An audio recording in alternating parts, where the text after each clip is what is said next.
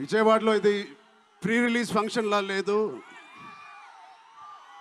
Success meet చేస్తున్నట్టు ఉంది. Thank you.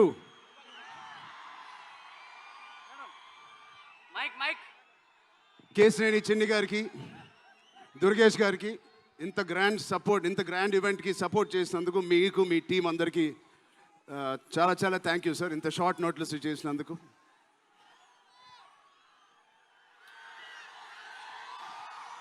Vijayawada అసలు మీ అందరి మధ్యలో ఇక్కడికి వచ్చి చేసుకున్నందుకు మీ అందరికీ థ్యాంక్ యూ సో మచ్. చాలాసేపు నుంచి వెయిట్ చేసినందుకు, ఇంత హీట్లో షర్ట్ అంతా మొద్ద అయిపోయింది అందరికీ. బట్ ఈ హీట్ని, ఈ ఎనర్జీని చాలా ఇంతసేపు ఎంజాయ్ చేసాం. విజయవాడలో చేయాలనుకున్నాం. ఎప్పుడైతే డిసైడ్ అయ్యామో నేను సతీష్ గారికి చెప్పాను, ఇది మా లక్కీయెస్ట్ సిటీ. నాన్నగారికి కానీ మాకు ఖైదీ నెంబర్ 150 కూడా ఇక్కడే చేసాం, ఇంద్ర కూడా ఇక్కడ చేసాం. సో ఆ లక్ని కొంచెం మేము ఇంటికి తీసుకెళ్దామని ఇక్కడికి వచ్చాం. మీ అందరికీ, తమ్ముళ్ళకి, ఇక్కడ ఉన్న అన్నయ్యలకి, వచ్చిన అక్కలకి, చెల్లెలకి, మీ అందరికీ పేరు పేరున థ్యాంక్స్. అలాగే టీవీలో చూస్తున్న మా అభిమానులకి, వాళ్ళందరికీ చాలా థ్యాంక్ యూ. సరే, పెద్ది అన్ని విజువల్స్ చూశారు మీరు. పెద్ది ఎన్నో కథలు వింటూ ఉంటాం ఆర్టిస్ట్గా. కొన్ని కథలు విన్నప్పుడు నచ్చుతాయి, కొన్ని కథలు విన్నప్పుడు ఆశ్చర్యపరుస్తాయి. బట్ పెద్ది అనే కథ మాత్రం విన్నప్పుడు ఎక్కడో గుండెలో, నా హృదయానికి చాలా దగ్గరగా హద్దుకుని ఉన్న ఒక కథ. ఇలాంటి కథ మా నాన్నగారు చెప్పినట్టు 10 సంవత్సరాలకు ఒకసారి వస్తుందేమో ఇలాంటి కథ. అలాంటి కథ నాకు వచ్చినందుకు ఫస్ట్లీ నా సుకుమార్ గారికి, బుచ్చిబాబు గురువు గారికి నేను మనస్ఫూర్తిగా థ్యాంక్స్ చెప్పుకుంటున్నాను. నా దారిలో, నా ఈ సినిమా జర్నీలో నాకు ఇలాంటి ఒక కథ ఇచ్చినందుకు. ఇది నా లైఫ్ లాంగ్, నా సినిమా లైబ్రరీలో వన్ ఆఫ్ ద టాప్ ఫిల్మ్స్గా నిలిచిపోతుంది. పెద్ది చాలా చేసింది, నన్ను వ్యక్తిగతంగా ఒక మంచి దారిలోకి మార్చింది. ఒక యాక్టర్గా నాకు చాలా సాటిస్ఫాక్షన్ ఇచ్చింది. Love you.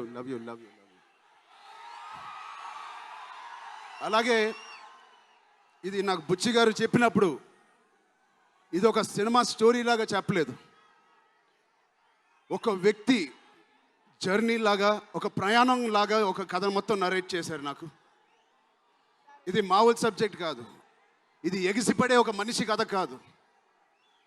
కిందకి పడిన మనిషి లేచి ఎలా నించుంటాడో అలాంటి కథ ఇది. అందరూ కష్టం గురించి మాట్లాడుతున్నారు. అరే, ఇలాంటి కథ కోసం కాకపోతే ఎప్పుడు కష్టపడతామండి? కష్టంతో చేసిన పని కాదు, చాలా ఇష్టంగా, ప్రేమతో చేసిన పని. ప్రతిరోజు లెగిసి పొద్దునే షూటింగ్ ఎప్పుడు వెళ్ళాలా, జిమ్ చేసి షూటింగ్ ఎప్పుడు వెళ్ళాలా అని అనిపించిన one of the rarest films నాకు. బహుశా ఒక మగధీర కనిపించింది, రంగస్థలానికి కనిపించింది, RRR కనిపించింది, మళ్ళీ నాకు పెద్దికి అనిపించింది. అలాంటి భావం, అలాంటి ఒక ఎక్స్పీరియన్స్ ఇచ్చిన మా బుచ్చిబాబుకి స్పెషల్గా థ్యాంక్స్ చెప్పాలి. బుచ్చిబాబు ఇది నాకు కథ నరేట్ చేసి ఇంట్లో నిజంగా చాలా ఆశ్చర్యపోయిన, తన బుర్ర ఎలా పనిచేస్తుందో అని. ఇంత అద్భుతంగా రాసి పెట్టుకోండి. ఇండియాలో నంబర్ 4 or 3 టాప్ డైరెక్టర్స్లో బుచ్చిబాబు పేరు ఉంటుంది ఫ్యూచర్లో.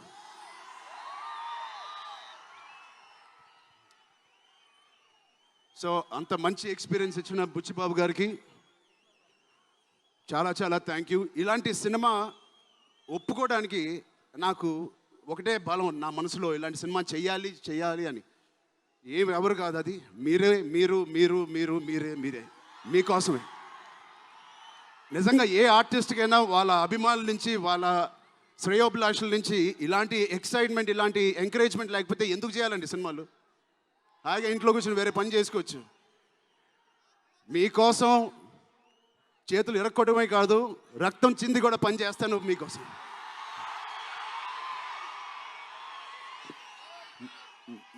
మిమ్మల్ని ఎంటర్టైన్ చేయడం ఒక పిచ్చా, లేకపోతే సినిమాలో మంచి సినిమా చేసి మీకు ఏదైనా ఇవ్వాలని ఒక పిచ్చా నాకు తెలియదు. నాన్నగారు కొడుకు పుట్టినందుకు, కళ్యాణ్ బాబాయ్ గారు ఉన్నందుకు ఇంట్లో ఇది ఇది తప్ప నాకు ఇంకేం తెలియదు.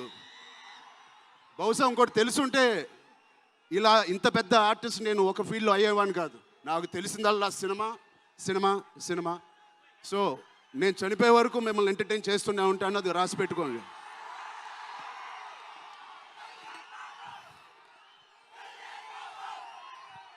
సో మా టెక్నీషియన్స్ గురించి మాట్లాడాలంటే ఫస్ట్ మా రత్నవేల్ గారి గురించి. ఇది 4వ సినిమా రత్నవేల్ గారితో.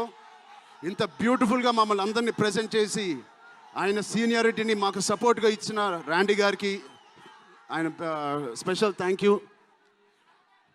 అలాగే పనిచేసిన అవినాష్ కొల్లా గారికి థ్యాంక్ యూ సో మచ్. అద్భుతంగా ఇచ్చారు మా పెద్ద వరల్డ్ని. Naveen Nooli thank you so much, fantastic editing. మిగతా టెక్నీషియన్స్ అందరూ, మా అనంత్ శ్రీరామ్ గారు, బాలాజీ గారు, మా choreographer Jani master, Bosco master, thank you so much. మిగతా సింగర్స్ అందరికీ థ్యాంక్ యూ సో మచ్. మా సతీష్ గారి గురించి చెప్పాలి. మొదటి సినిమా ప్రొడ్యూసర్ లాగా కాదు, ఒక 50 సినిమాలు తీసిన ప్రొడ్యూసర్ లాగా ఆయన దీనికి పనిచేశారు. ఆయన ఒక పెద్ద కన్స్ట్రక్షన్ కంపెనీకి యజమాని. దాంట్లో కూడా ఒక నంబర్ 1 స్థాయిలో ఆయన ఎదుగుతూ వెళ్తున్నారు. ఆయనకి ఏం పని ఇచ్చినా ఇంత చిత్తశుద్ధితో, ఇంత డెడికేటెడ్గా చేయలేదు. ఆయన చేస్తారు. మామూలుగా నేను పనిచేసిన 1-2 ప్రొడ్యూసర్లు టీ తాగి భోజనానికి వచ్చి వెళ్ళిపోతారు. అలాంటి టీ తాగి వెళ్ళే ప్రొడ్యూసర్ కాదు. ఎవ్రీ డే 3 పూటలు అంటే 8 అవర్స్ మాతోనే గడిపినాడు. నాకు ఒక్కరోజు గుర్తులేదు ఆయన సెట్లో లేకుండా. అంత బాగా ఆయన ఇలా మాకు సపోర్ట్ చేసినందుకు, వెన్నుపోటు కాదు సారీ వెన్నంట మాకు ఉన్నందుకు సతీష్ గారు థ్యాంక్ యూ సో మచ్.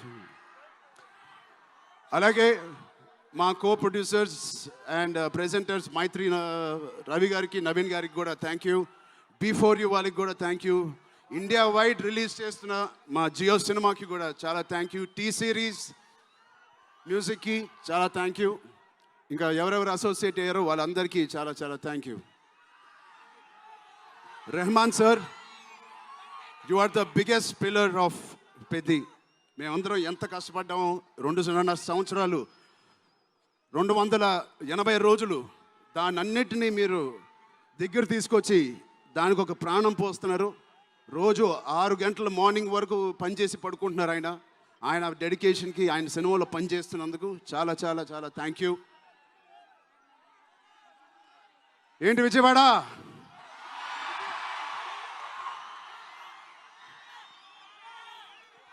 ఈసారి ఎవరి పేరు మర్చిపోలేదు కదా నేను.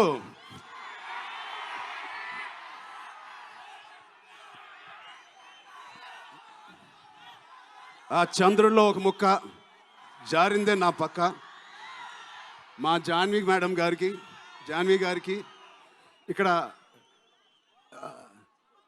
శ్రీదేవి గారు ఎక్కడున్నారో జాన్వి గారిని చూసి ఎంతో మనస్ఫూర్తిగా, ఎంతో గర్వంగా ఆనందపడుతూ ఉంటారు. అలాంటి జాన్వి గారు ఈ సినిమాలో మాతో పనిచేసినందుకు చాలా చాలా థ్యాంక్ యూ జాన్వి గారు. You are the happiness of the film. You bring joy to all of us when you come on stage, the way you work. చాలా చాలా పెద్ద లైఫ్ ఉంది మీకు. I wish you so much all the best. మీ అమ్మగారి కన్నా చాలా పెద్ద హీరోయిన్ అవ్వాలని కోరుకుంటున్నాను.